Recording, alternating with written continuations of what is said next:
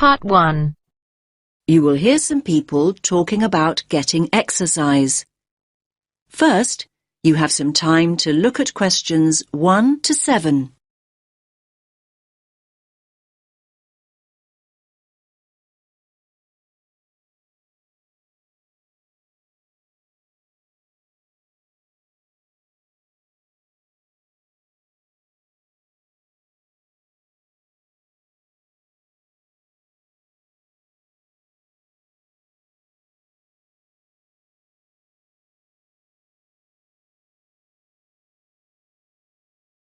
Listen carefully to the first part of the conversation and answer questions 1 to 7. Hey, Janos, have you seen this notice here?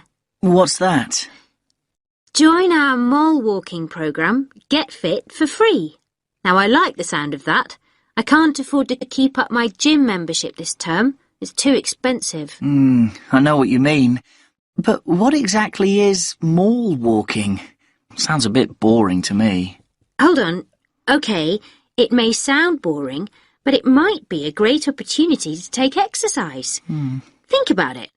A climate-controlled environment where you can take exercise without having to worry about the wind or the rain. Wind and rain? Have you actually looked at the weather outside? It's snow and ice out there. I only came into the mall to keep warm. Well, it is winter and we are in Canada after all. So just think, by mole walking we can exercise indoors instead of outdoors. Great. And another thing, we won't have to worry about the traffic. Just think, no busy roads to cross and no rush hours to think about. Come on, it's worth a try. You're still not exactly selling it to me. Imagine walking past the same stores, and they're not even open. So what's the point of that? Oh, come on, Janos. Just think about it as an opportunity to window shop and keep an eye out for bargains. And what about all the amazing decorations and displays we can take a look at? I think it sounds like fun.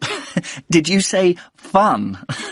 Walking on a hard surface like concrete. Give me grass any day. Much more comfortable on the feet. And there's another thing. In a mall, you're always close to restrooms.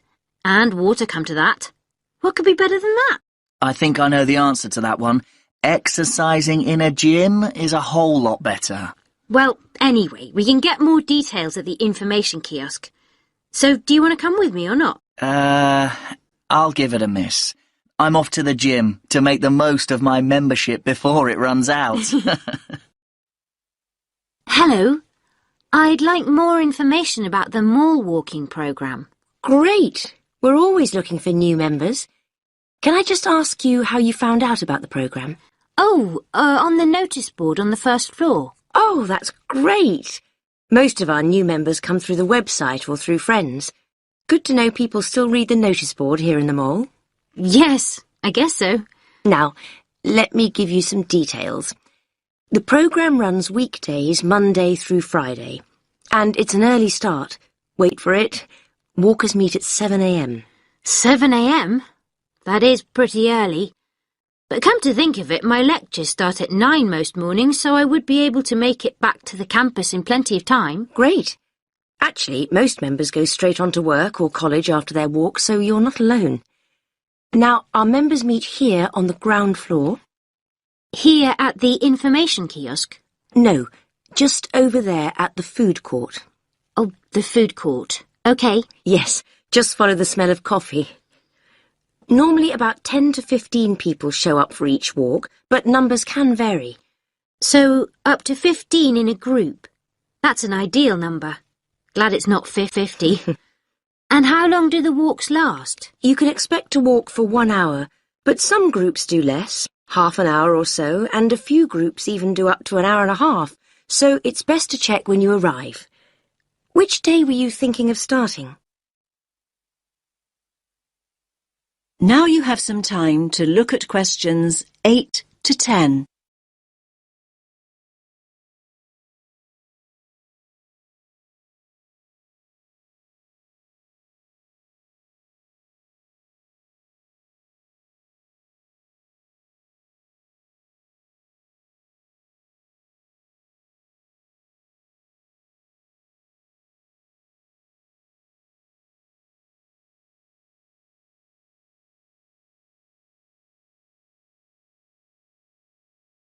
Now listen to the rest of the conversation and answer questions 8 to 10.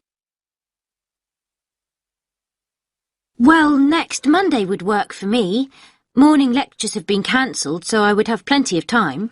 Monday the 4th of February? Yes, that's right. OK. So let's get your details. Can you give me your full name? Anya Karczewskaya. Can you spell your surname, please? Yes. Karczewskaya.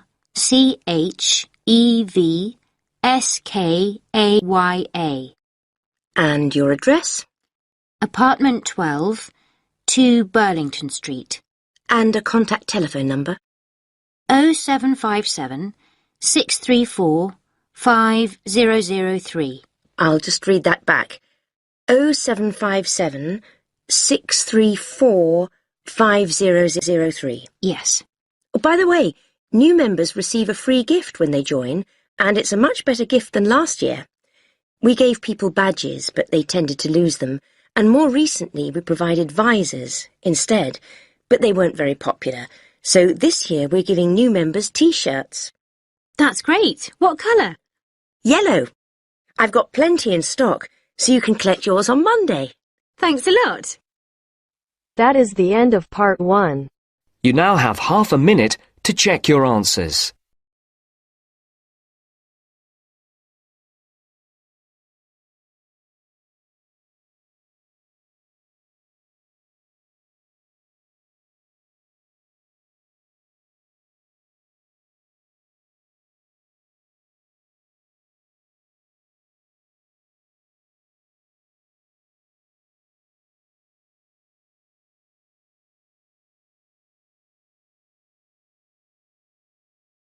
Now turns to part 2. Cut 2. You will hear a man talking about a parliament building. First, you have some time to look at questions 11 to 17.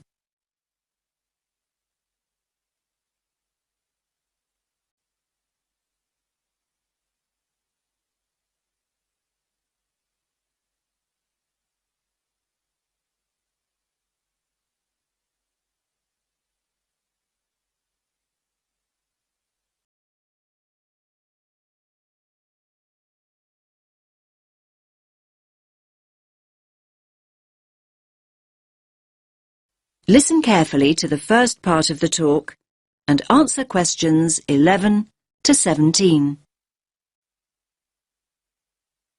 Good morning, everyone. Can you all see and hear me? Good.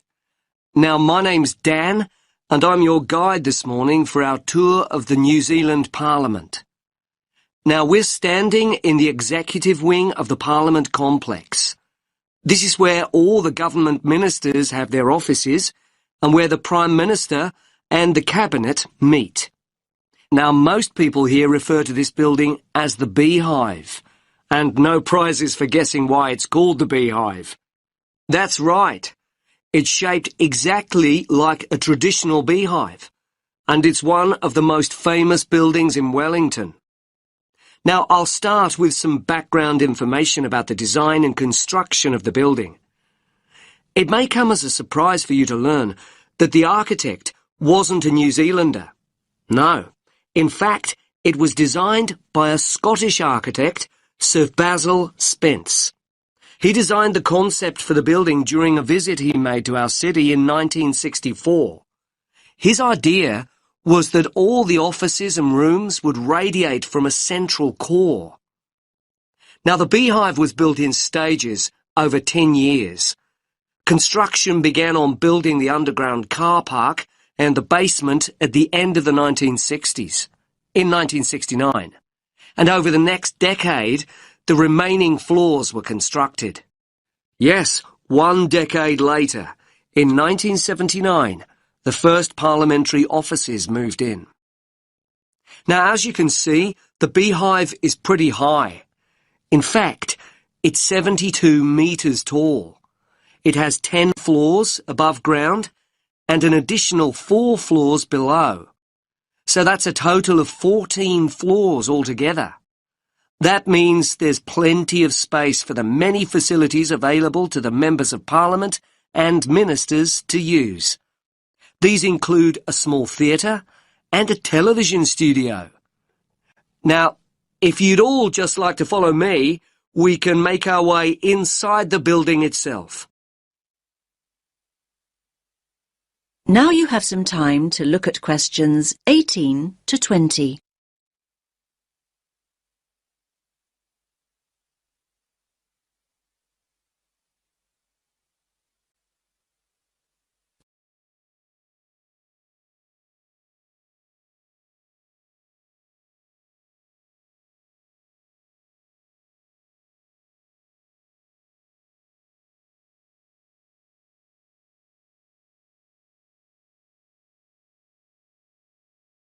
Now listen to the rest of the talk and answer questions 18 to 20. Here we are in the entrance foyer. It's a very airy space, isn't it? And if you look at the floor you're standing on, you'll see it's made of marble. And if you look to your left, you can see some beautiful columns. They are also made from marble. Now, look at the wall panels. They are made of stainless steel. They look really stunning, don't they? Now, straight ahead of us is the staircase leading to the first floor of the building. As you can see, the railings on the staircase are made of bronze. Now, let's make our way up this beautiful staircase to the banquet hall on the first floor, and we can admire these beautiful bronze railings on the way. So this is the banquet hall. And as you can see, it's shaped in the form of a semicircle. It's also a pretty big space, isn't it? It's actually a big enough dining room to hold up to 300 guests. Now look at the large mural to your right. It's three-dimensional and shows the atmosphere and sky of New Zealand. And the floor we're standing on is made of wood. It's a native New Zealand timber called tawa. Okay, now let's make our way to The end of part 2. You now have half a minute to check your answers.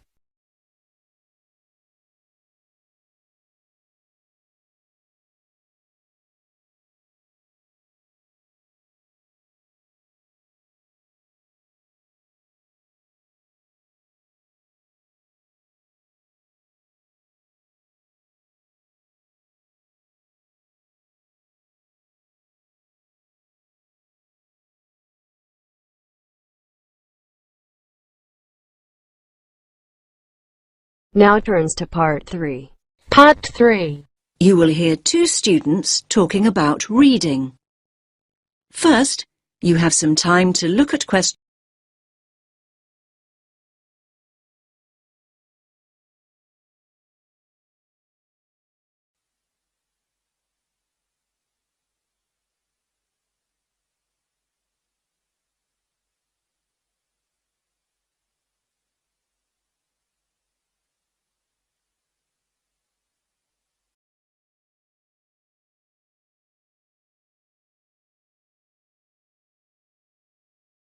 Listen carefully to the first part of the conversation and answer questions. Hi, Milena. How's your research for your assignment going? Which assignment, Josh? The one on sustainable transport. It's due in on Friday. Oh, I've not nearly finished it. I've still got so many articles to get through. In fact, I need to read another 2 books on the reading list before I can even think about writing it up. It doesn't help that I'm a really slow reader. Well, why don't you practice speed reading, just like me? Oh, let me into your secret. If anything, if I don't get a move on, my assignment is going to be late. What exactly is speed reading, anyway? Well, speed reading basically means reading faster and more efficiently. It can make such a difference. I've noticed the benefits already, and I've only been doing it a few weeks. Sounds good. What benefits are we talking exactly? Well, the majority of people read at an average rate of 250 words a minute. So that means that an average page in a book or document would take you around 1 or 2 minutes to read. So up to 2 minutes a page? That sounds quite fast to me. I reckon I spend at least 5 minutes on each one. But just think about it. Imagine if you could double that rate to 500 words a minute. You could zip through all the articles and books in half the time. Another thing is that it can help you understand the basic structure of an idea or an argument much better. Now you have some time to look at questions.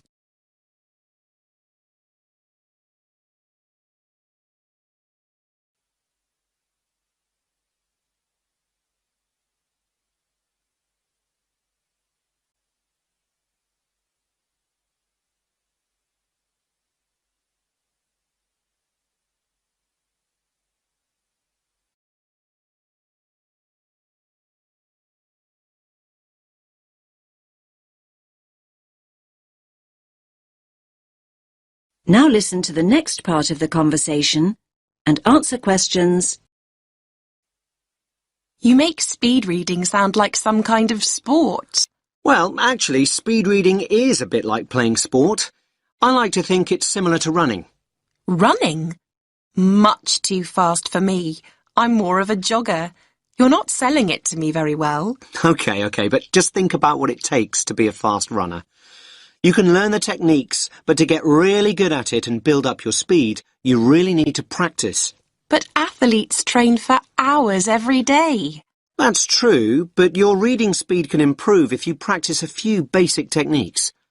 The first thing to do is to actually find out how fast you're reading at the moment. So, time my current reading speed. But I read so slowly, it will be really depressing to find out just how slow I am.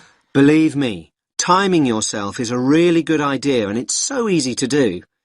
There are lots of online speed reading tests. You just enter the words reading speed test into Google and loads will come up. You could also do a reading comprehension test and see how well you understand what you're reading. I don't know. But remember to read at your normal speed and time yourself on a few different pages. The average of your times should indicate your average reading speed. What do I do next? Well, the next thing to do, and this is really important, is to get rid of distractions. I used to think that music in the background while I was reading was a good thing, but it wasn't for me. I found I increased my speed by working without any noise whatsoever. I usually read in the library, but there always seem to be people talking around me. Well, try using earplugs to block out all the distractions. Another important thing is to set yourself targets. Basically, if you know what your goal is, you're more likely to achieve it. My goal? Well, that's easy. I need to find out about the problems of accessible transport in Africa and then think about some solutions. I know what I need to do, but I keep skipping back to a sentence I've just read. And at other times, I go back a few pages just to make sure that I've read something right. I know what you mean. Actually, a lot of people do that when they read. They reread material when they don't actually need to. It's called regression, and it's important to get out of the habit of doing it. You can reduce the number of times your eyes skip back by running your finger or a pencil along each line you read. Your eyes will follow the tip of your finger, and this helps you avoid skipping back. Why not give it a try? Yes, I think I'll give it a go. But I suppose the first thing to do is find out what my reading speed is. What a thought! That is the end of part 3. You now have half a minute to check your answers.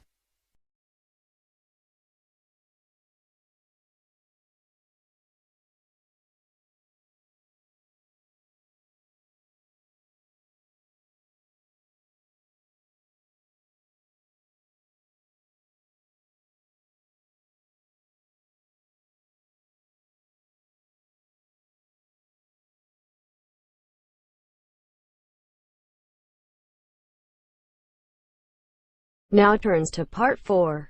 Part 4. You will hear a man talking about tourism and the environment. First, you have some time to look at questions 31 to 40.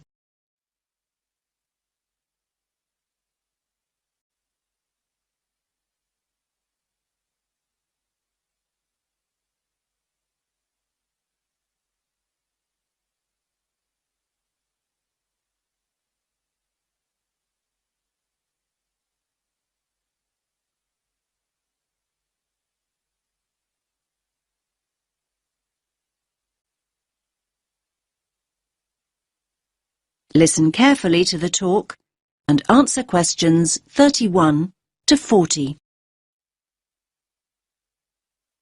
Good morning, everyone. Let's make a start.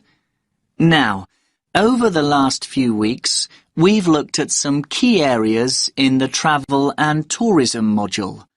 We've already charted the origins and development of tourism, and we've also looked at the negative effects of tourism on both local communities and the environment. So, in this lecture, we're going to focus on ways in which tourists can actually benefit local people and natural areas if they travel responsibly. And this kind of travel is known as ecotourism. Now, there's no one definition of ecotourism. In fact, it can be interpreted in a number of different ways. This means it represents different things to different people. And sometimes people misunderstand ecotourism altogether. They think of it as just spending time in nature or natural areas. However, the truth is far more complex. In essence, it aims to minimize the negative impacts of tourism that we looked at earlier on in the course. Problems such as litter and water pollution, crime and so on, and, at the same time, to encourage travellers to have a positive impact on the places they visit. Now, there are many other words to describe a similar idea to ecotourism. In fact, the terms alternative tourism, sustainable tourism, or responsible tourism are often used to mean the same thing. But in fact, although the main ideas behind them are similar, there are small differences. And let's briefly look at these now. Alternative tourism is any kind of tourism that is not mass tourism. And by mass tourism, we mean hundreds, if not thousands of people going on, for example, their 2 weeks a year beach holidays or traditional sightseeing tours. Alternative tourism includes travel such as backpacking and adventure holidays. And the term alternative also includes ecotourism, which is what we are mainly focusing on today. Now, what about sustainable tourism? Sustainable tourism has the same ideals as ecotourism, but it isn't limited to natural areas. So, you can have a sustainable tourist experience in a city or a town. And then we have responsible tourism. What does that mean exactly? Now, basically, this involves acting responsibly and respectfully as a guest when we travel overseas. And what do we mean by respectful? Well, being respectful might involve asking permission to take photographs, or go into someone's home observing some of the customs of the local community, such as dress, or making an effort to learn the language. Now, ecotourism can be passive or active. So, what do we mean by passive tourism? Well, let's think of some specific examples. A passive tourist might buy their holiday package from a company that donate part of their profits to local charities. Or a passive tourist might book environmentally friendly accommodation. This means choosing to stay in a hotel which may use solar power as a source of energy, or changes sheets and towels for their guests less frequently. Now, active ecotourism's a way for people to enjoy everything that nature has to offer, and at the same time enable them to leave a positive mark on the environment. Now, this kind of ecotourist is sometimes referred to as a voluntourist. That's a combination of volunteer and tourist. You get the idea. Now, voluntourists prefer to experience a new place in an active way. And this doesn't mean sitting in a tourist bus or listening to a pre-recorded guide. Basically, they want to physically connect with the place they're visiting. And this includes connecting with humans and animals.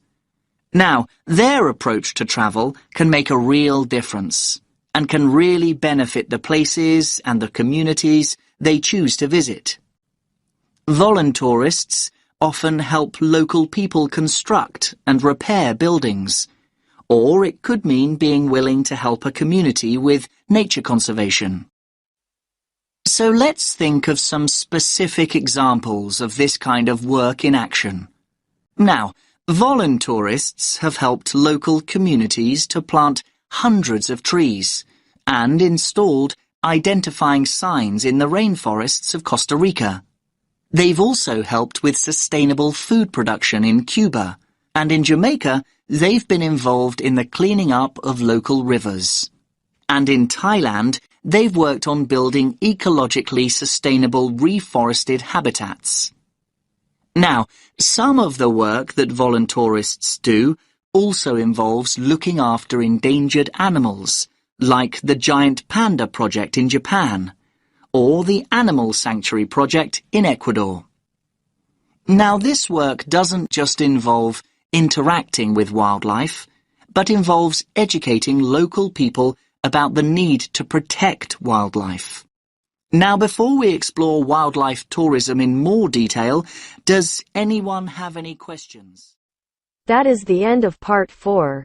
You now have half a minute to check your answers.